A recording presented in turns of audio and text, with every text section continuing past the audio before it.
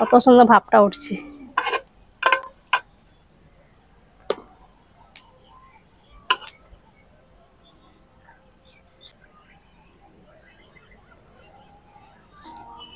এই যে দেখেন একেবারে ঝরঝর হয়েছে, একটার সঙ্গে একটা লেগেও যায়নি, একটা ভাত ভেঙেও যায়নি, একেবারে বড় বড় কি সুন্দর হয়েছে। আর আলুটা দেখেন কত সুন্দরভাবে সেদ্ধ হয়ে গেছে।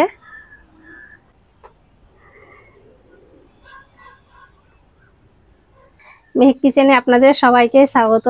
আজকে আমি একেবারে গ্রাম্য পদ্ধতিতে খুবই সহজভাবে মাটন বিরিয়ানি বানিয়ে দেখাবো। আর বিরিয়ানিটা একেবারে দোকানের মতন পারফেক্ট হবে, একেবারে ঝরঝরে, দেখলে পরে যে কেউ বানিয়ে নিতে পারবেন।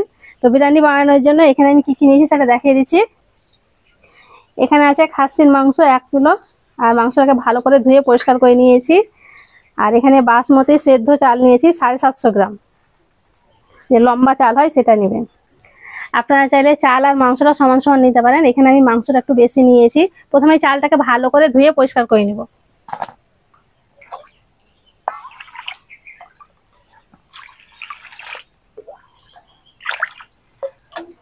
পানি দিয়ে এইভাবে 3 বার কচলে কচলে ভালো করে ধুয়ে পরিষ্কার করে নিচ্ছি।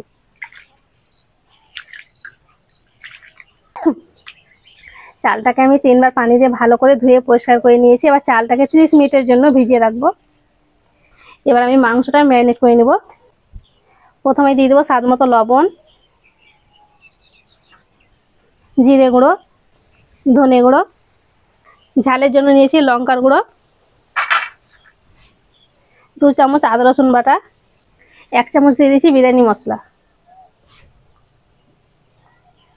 আর এখানে আমি 100 গ্রাম টক দই নিয়েছি, আর দইটাকে ভালো করে ফেটে নিয়েছি। অল্প একটু দিয়ে দেবো কেওড়া জল।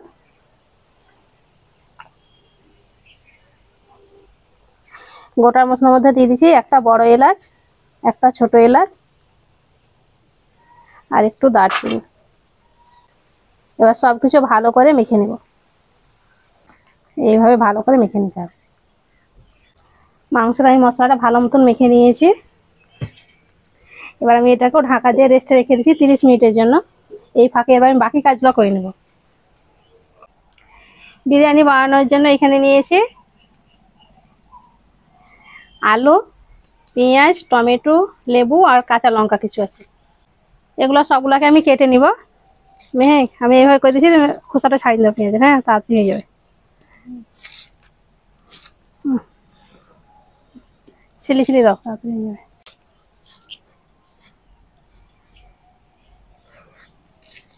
এইভাবে মোটা করে কেটে নেব।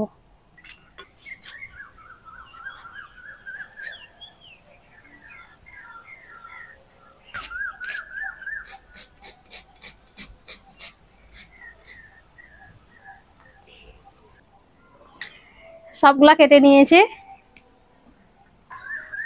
আলুটাকে এবার সেদ্ধ করে নেব। কড়াইয়ে পানি দিয়ে দিচ্ছি, পানিটা গরম হোক।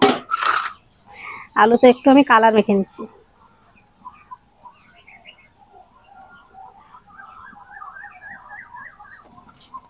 একটু কালার দিলে পরে একদম দোকানের মতন দেখতে থাকবে, তার জন্য দিয়ে দিচ্ছি।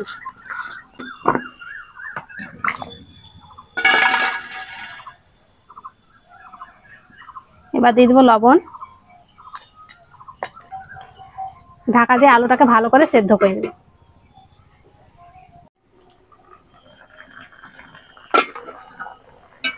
আলুগুলা সেদ্ধ হয়ে গেছে।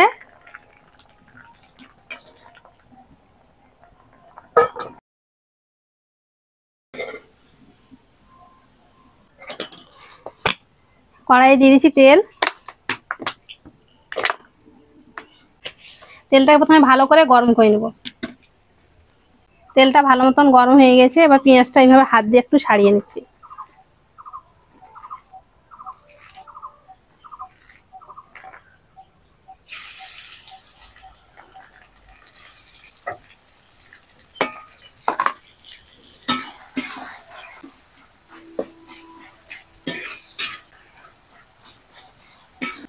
পেঁয়াজ বেরেস্তাটা ভাজা হয়ে গেছে। এইরকম সোনালি করে ভেজে দিতে হবে। পেঁয়াজ বেরেস্তাটা যদি খুব বেশি পুড়ে যায় তখন কিন্তু ভালো লাগবে না।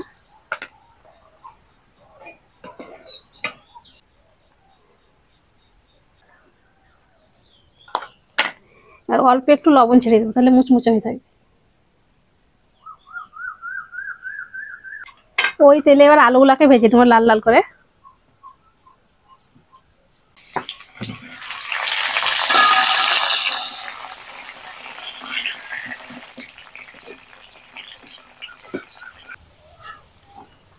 আলুগুলা লাল লাল করে ভেজে নিয়েছি।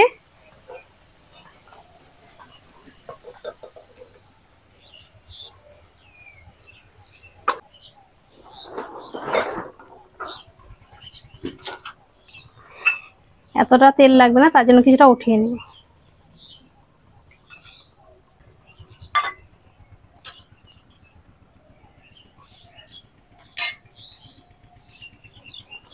এবার আমি মাংসটা রান্না করব।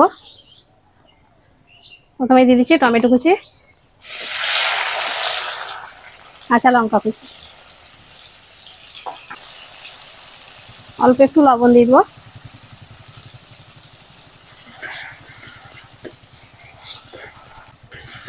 এবার মাংসটা দিয়ে দেবো।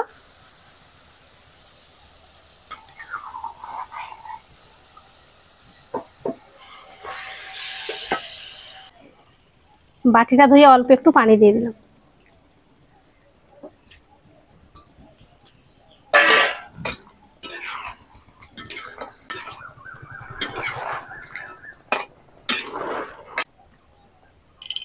এবার ঢাকা দিয়ে মাঝে মাঝে একবার করে নিয়ে দেবো, খুব ভালো করে এটাকে কষে সিদ্ধ করে নেব। একটুখানি আমি জাল করে নিয়েছি। এবার পেঁয়াজ বেরেস্তা দিয়ে দেবো।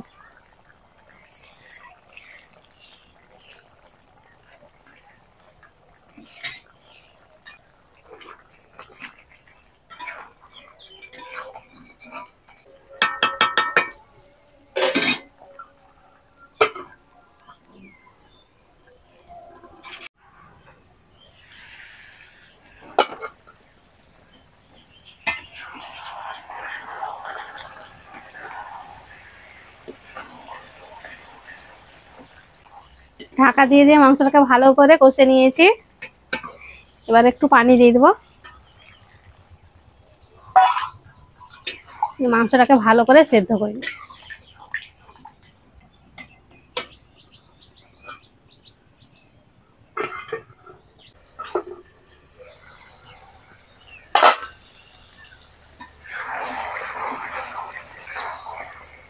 সম্পূর্ণ পানিটা শুকিয়ে গেছে আর মাংস থেকে তেল ছেড়েছে।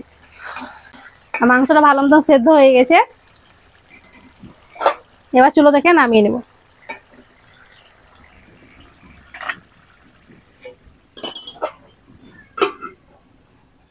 এবার ভাতের জন্য পানিটা বসিয়ে দিচ্ছি। আর যখনই ভাত রান্না করবেন একটু বেশি করে পানি দিবেন, তারপর ভাতটা একদম ঝরঝরে হবে।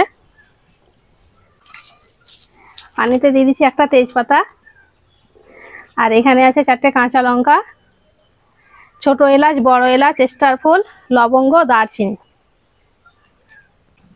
অল্প একটু তেল দিয়ে দেবো, তেল দিলে ভাতটা একটার সঙ্গে একটা লেগে যাবে না। এবার দিয়ে দিচ্ছি লবণ। ঢাকা দিয়ে পানিটাকে প্রথমে ভালো করে ফুটিয়ে নিব।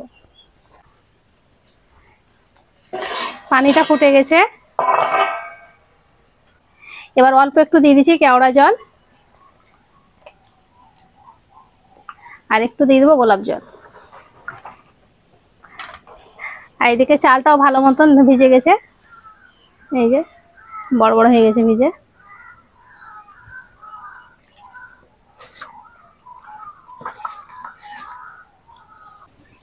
এবার যে গোটা মশলাগুলো আছে এগুলো উঠিয়ে নেব।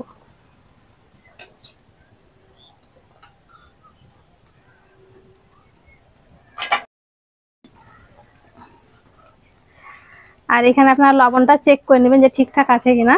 ভাতে যদি লবণ কম হয় তাহলে কিন্তু বিরিয়ানিটা খেতে ভালো লাগবে না। এবার আমি অল্প একটু লেবু রস চিপে দিয়ে দিচ্ছি। এই লেবুর রস দেওয়ার কারণে ভাতটা একদম সাদা ধবধবে হয়।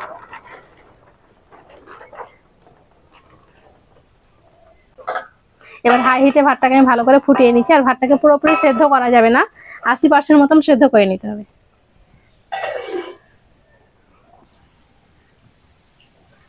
ভাতটা এবার চেক করে নেবো যে সেদ্ধ হয়েছে কিনা।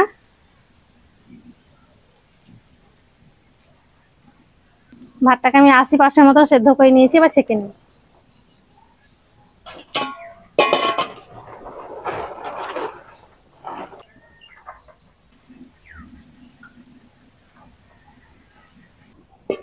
সব ভাতগুলা ছেঁকে নিয়েছি, ভালো করে মাঠটাকে ঝরিয়ে নিতে হবে।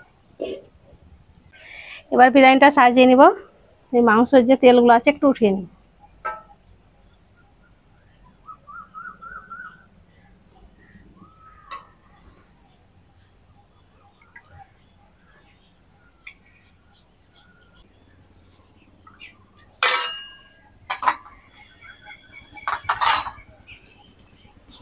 প্রথমে হাঁড়িতে মাংসটা দিয়ে দেবো।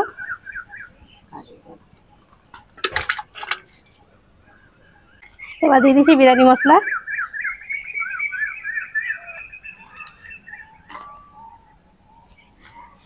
পেঁয়াজ বেরেস্তা, এবার আলুগুলা দিয়ে দেবো।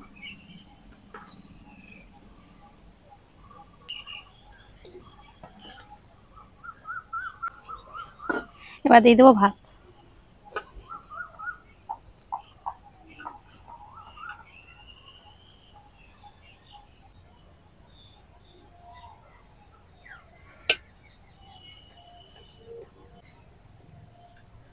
সব ভাতগুলা দিয়ে দিয়েছি, দিয়ে আবারও পেঁয়াজ বেরেস্তা দিয়ে দেবো।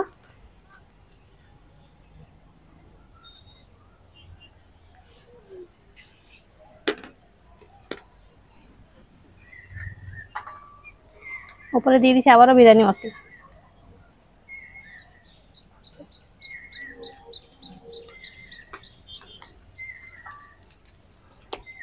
অল্প একটু কেওড়া জল,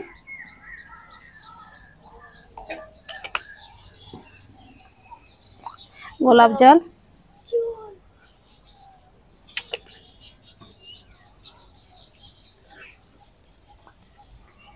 দুই এক ফাটা দিয়ে দিচ্ছি মিঠা আতর।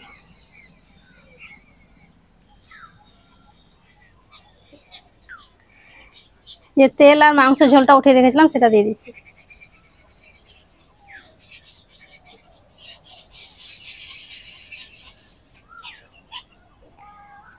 আমি অল্প একটু অরেঞ্জ ফুড কালার ঘুলে নিয়েছি, আপনার চাইলে এটা বাদ দিয়ে পারেন, তবে দিলে পরে একটু ভালো লাগবে দেখতে, তার জন্য দিয়ে দিয়েছি।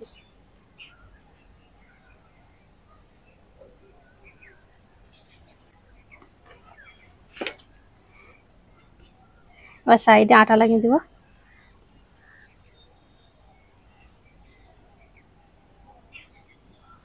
এইভাবে যদি একটু আটা লাগিয়ে হয় তাহলে দমটা খুব সুন্দরভাবে বসে, তাড়াতাড়ি দমটা বসে যাবে। কই থালাটা দিয়ে, এবার থালাটা বসিয়ে দেবো। এবার চুলোতে বসিয়ে দিচ্ছি দমে। এবার আমি 5 মিনিট জাল করে নিব, তারপরে হালকা আছে এটাকে 10 মিনিট রেখে দেবো। মানে চুলোতে যে আঁচটা আছে ওটাই হয়ে যাবে, খুব সুন্দরভাবে হবে। বিরিয়ানিটা দমে বসা হয়ে গেছে, এবার নামিয়ে নিব।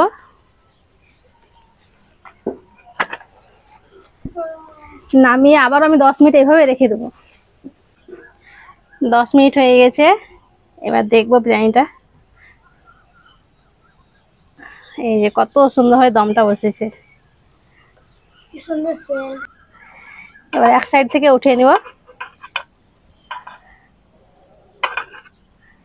কত সুন্দর ভাপটা উঠছে।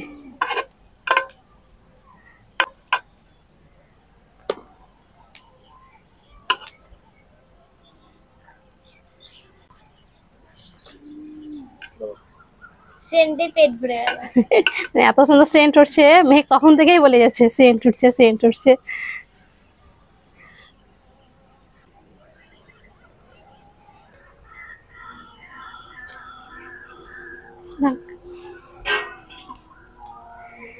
এবার দেখেন বিরিয়ানিটা, এই যে দেখেন একেবারে ঝরঝর হয়েছে, একটার সঙ্গে একটা লেগেও যায়নি, একটা ভাত ভেঙেও যায়নি, একেবারে বড় বড়, কি সুন্দর হয়েছে। আর আলুটা দেখেন কত সুন্দরভাবে সেদ্ধ হয়ে গেছে, আর মাংসটাও খুব সুন্দরভাবে সেদ্ধ হয়েছে, এই যে গলে গেছে একদম।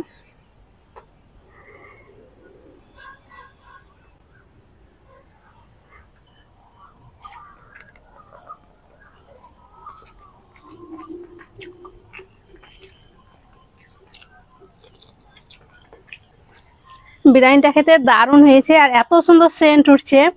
আর সামনেই তো মহরম আসছে, মহরমে একবার বানিয়ে দেখবেন, বাড়ির সবাই খুব বেশি পছন্দ করবে আর খুবই সহজে এটা বানানো যায়। আশা করছি আজকের এই মটন বিরিয়ানি রেসিপিটি আপনাদের অনেক ভালো লেগেছে। ভালো লেগে থাকলে প্লিজ লাইক কমেন্ট শেয়ার করবেন আর আমার চ্যানেলটি অবশ্যই সাবস্ক্রাইব করবেন। সবাই ভালো থাকবেন, সুস্থ থাকবেন, ধন্যবাদ। বিরিয়ানিটা খেতে পুরো বাজারের মতো হয়েছে, মাংসটা খুব সুন্দর সিদ্ধ হয়েছে।